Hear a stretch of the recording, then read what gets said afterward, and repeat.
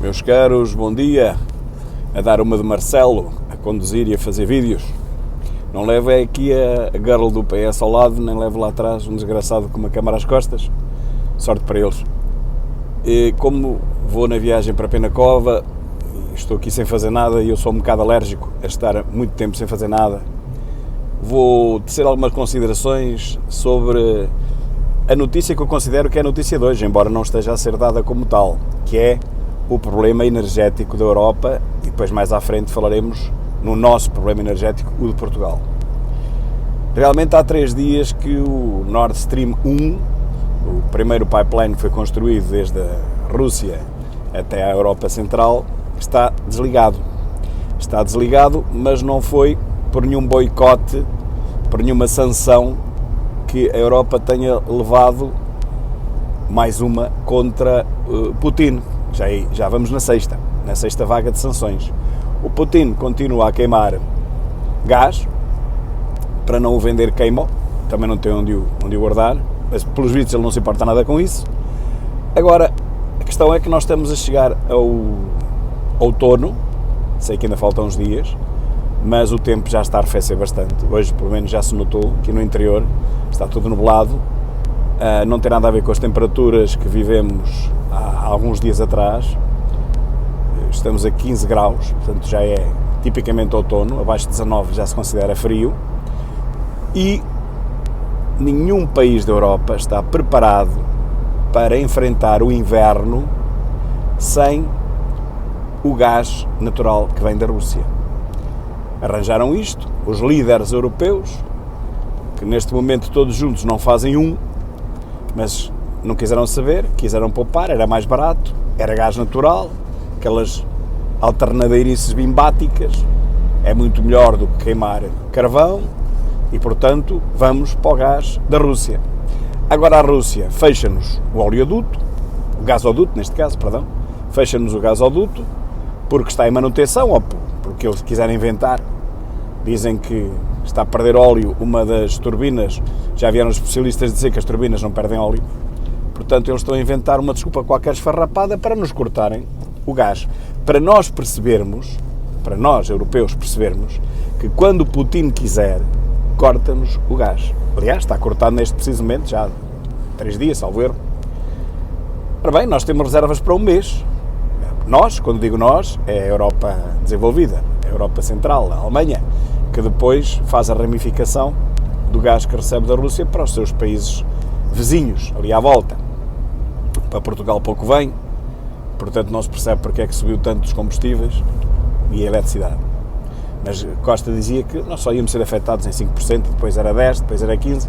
A verdade é que estamos a pagar a eletricidade aos preços mais altos da Europa, tendo nós dos salários mais baixos da Europa, dessa mesma Europa. Soube-se hoje que só um português em cada 4 recebe mais do que 1.000 euros no final do mês. Portanto, traz para casa mais do que 1.000 euros no fim do mês. Só um em cada 4 e também um em cada 4 ganha apenas o salário mínimo, chamado ordenado mínimo. Portanto, somos realmente dos países mais pobres da Europa, talvez o terceiro dos 27 que constituem a União Europeia.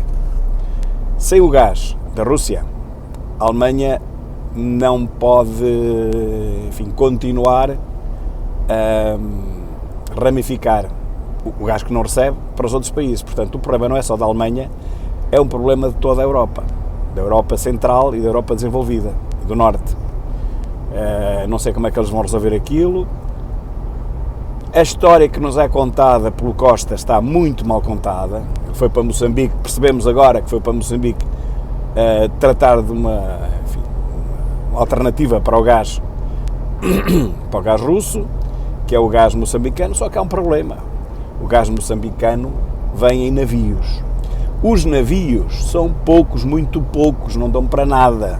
Ninguém estava à espera que isto acontecesse, portanto há muito poucos navios que possam transportar o gás natural. Portanto, aquilo será mais ou menos como a imagem que eu ontem dei, é tentar apagar um incêndio com um regador de plantas. Não temos hipótese nenhuma. Tinha que haver 10 vezes mais navios e tinham que vir todos ter assines. Nem uma coisa, nem outra. Portanto, há poucos navios. Esses navios vão ser fretados todos pelos grandes países, pelos países que têm dinheiro, não é o caso de Portugal. E, portanto, se houver realmente essa alternativa, que não é alternativa nenhuma, isso pode resolver 1 ou 2%, mas 1 ou 2% é melhor que nada, esses navios não virão para Sines, porque nem Sines tem nenhum gasoduto para a Espanha, embora depois de Espanha para o resto da Europa se pudesse rapidamente fazer a sua distribuição com uma alteração nos gasodutos que existem hoje, mas de Portugal para a Espanha não há nenhum. Portanto, estávamos na mesma, vinha o gás para Portugal e depois o que é que nós fazíamos? Andávamos com caminhões cisterna a levá-los para a Espanha, não faz sentido. Não faz sentido nenhum, isso não tem escala, não resolve problema nenhum. Como eu digo, nem 1 ou 2% resolveria, portanto isto não tem solução. Quando Putin quiser fechar a torneira de vez, se é que já não a fechou, com esta brincadeira lá da manutenção do gasoduto, se é que já não a fechou mesmo, quando ele quiser fazer isso ele faz. E está-se ele bem a marimbar para os comentadecos da CNN, da SIC Notícias, do Observador. Ele não quer saber desses comentecos para nada. Ele faz o que tem a fazer. Infelizmente ele é mais inteligente, infelizmente para todos nós, para a humanidade, Putin é muito mais inteligente do que a soma dos QIs de todos os líderes europeus neste preciso momento. Nós não temos nenhum líder europeu digno desse nome como tivemos aqui há 20, 30, 40 anos, já não temos nada disso. Só temos políticos ecos que se formaram nas Jotas, um pouco por todo lado, nas academias e chegaram a primeiro-ministro. Portanto, eles não têm bagagem, digamos, de estadista, nenhum deles o tem. São tudo políticos de 13ª categoria. Não só em Portugal também, mas não só em Portugal, por esse país, por essa Europa fora é o que acontece. Portanto, todos juntos não fazem os líderes políticos europeus, e Putin ri-se disto tudo.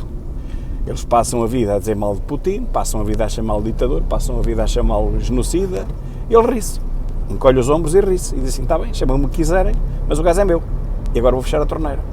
E se ele fechar a torneira, meus caros, se Putin fechar a torneira, como temos a Europa toda ajoelhada perante o gás natural russo, as consequências vão ser gravíssimas. E não basta desligar as luzes às 10 da noite, não basta fazer um blackout à Europa toda às 10 da noite, e vejam o que é que vai acontecer em termos de criminalidade. As pessoas deixam de sair de casa, não podem sair de casa com tudo desligado, montas desligadas, iluminação pública desligada, mas isso não resolve. Mas o problema é que isso não resolve.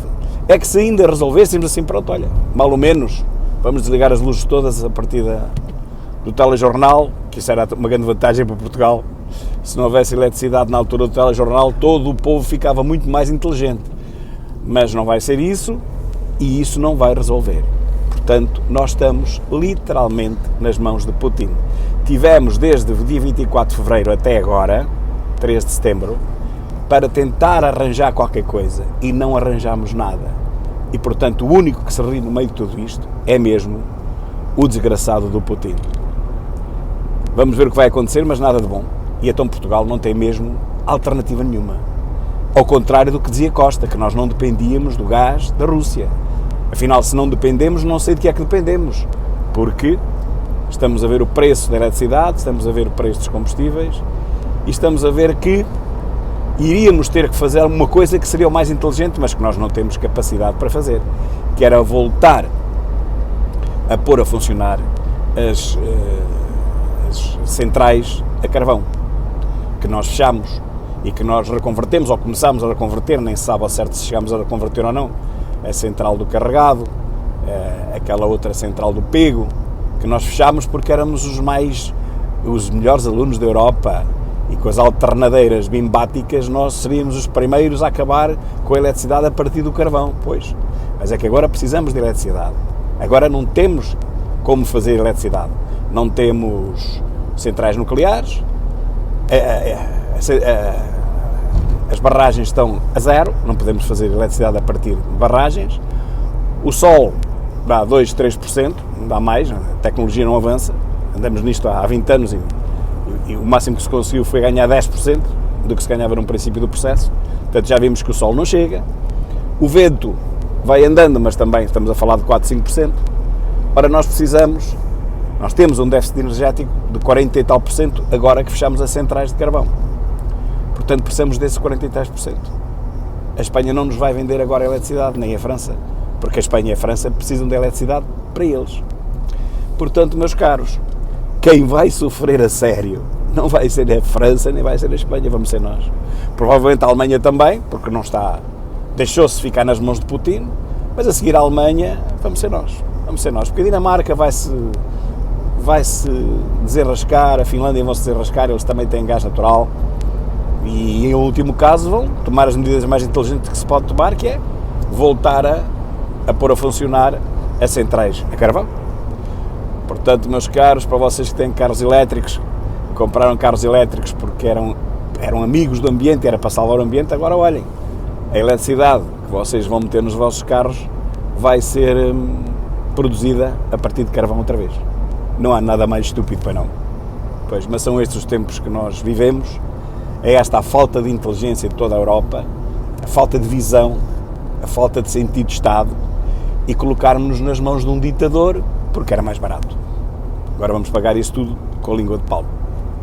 Um grande abraço e até logo.